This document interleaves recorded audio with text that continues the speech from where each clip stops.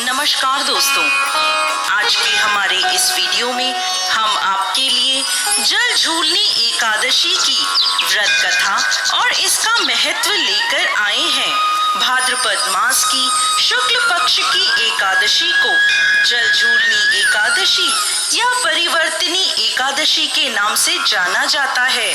जल झूलनी एकादशी की व्रत कथा के अनुसार एक समय युधिष्ठिर कहने लगे, हे भगवान, भाद्रपद शुक्ल एकादशी का क्या नाम है?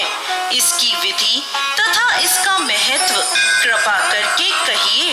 तब भगवान श्री कृष्ण कहने लगे कि इस पुण्य, स्वर्ग और मोक्ष को देने वाली तथा सभी पापों का नाश करने वाली उत्तम वामन एकादशी की कथा मैं तुमसे कहता हूँ, ध्यान पूर्वक सुनो। एक समय राजा बलि भक्त प्रहलाद का पौत्र तथा विरोचन का पुत्र था। वह दैत्यों का राजा था, जिसने अपने पराक्रम से तीनों लोकों पर आधिपत्य कर लिया। हालांकि उसमें अपने दादा के समान दानवीरता के गुण थे, लेकिन असुर कुल से होने के कारण उसमें अहंकार भी था। उसने अपने गुरु शुक्राचार्य की सहायता से 100 यज्ञों का आयोजन करवाया, जिसके पूर्ण होते ही वो सदा के लिए देवराज इंद्र के आसन पर विराजमान हो जाता।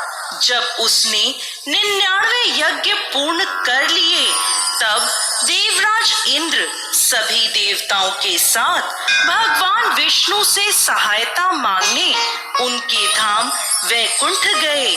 वहां जाकर देवराज इंद्र ने उन्हें सारी समस्या बताई और कहा कि यदि बलि ने 100वां यज्ञ भी पूर्ण कर लिया तो उसका अंत करना असंभव हो जाएगा। इसलिए धर्म की रक्षा के लिए श्री हरि का धरती पर अवतार लेना अति आवश्यक है। भगवान विष्णु ने स्थिति की गंभीरता को समझा तथा पृथ्वी पर अवतार लेने का निश्चय किया। जब राजा बलि अपने गुरु शुक्राचार्य के साथ 100वें यज्ञ का आयोजन करने ही जा रहा था, तभी वहां भगवान विष्णु एक छोटे कद वाले ब्राह्मण के रूप में अवतार लेकर आए तथा दान मांगने की इच्छा प्रकट करी। राजा बलि अपनी दानवीरता के लिए प्रसिद्ध था, इसलिए उसने यज्ञ शुरू करने से पहले उस बटुक ब्राह्मण को दान देने का निश्चय किया।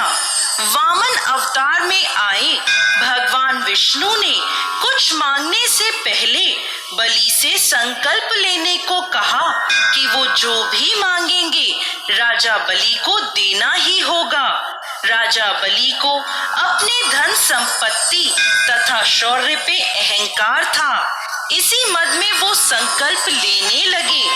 जैसे ही वो संकल्प लेने लगे, उसी समय उनके गुरु शुक्राचार्य वहां आ गए और उन्होंने वामन अवतार में भगवान विष्णु को पहचान लिया। उन्होंने बलि को ये चेतावनी दी कि वह ये संकल्प ना ले तथा यज्ञ की शुरुआत करे, किंतु राजा बलि अपने अहंकार में चूर था। वो अपनी दानवीरता से पीछे नहीं हट सकता था। बलि ने अपने गुरु से कहा कि वह अपने द्वार पर आए किसी ब्राह्मण को खाली हाथ नहीं भेज सकता। तीनों लोक के स्वामी भगवान विष्णु उसके द्वार पर एक याचक के रूप में आए हैं, तो वह कैसे मना कर सकता है? यह कहकर राजा बलि ने संकल्प ले लिया। राजा बलि ने संकल्प लेने के बाद उस ब्राह्मण से अपने लिए कुछ मांगने को कहा। वामन अवतार ने अपने लिए 3 पग धरती मांगी, जिसे राजा बलि ने स्वीकार कर लिया। बलि के स्वीकार करते ही भगवान विष्णु के वामन अवतार ने अपना रूप अत्यधिक विशाल कर लिया। तथा संपूर्ण ब्रह्मांड में फैल गए। वामन भगवान ने अपने एक पैर से संपूर्ण पृथ्वी को नाप दिया तथा दूसरे पैर से स्वर्ग लोक को। अब तीसरा पग रखने के लिए कोई जगह शेष नहीं बची थी, क्योंकि वे राजा बलि की संपूर्ण संपत्ति, भूमि इत्यादि ले चुके थे। इसलिए उन्होंने राजा बलि से पूछा कि अब तुम अपना वचन कैसे पूरा करोगे। यह सुनकर राजा बलि का अहंकार चूर हो गया तथा तीसरा पग रखने के लिए उन्होंने अपना मस्तक आगे कर दिया।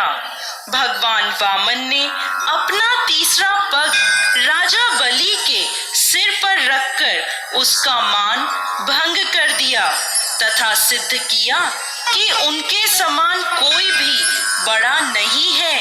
इसके साथ ही भगवान वामन राजा बलि से अत्यधिक प्रसन्न हुए तथा उन्हें भविष्य में इंद्रलोक प्रदान करने का वरदान दिया।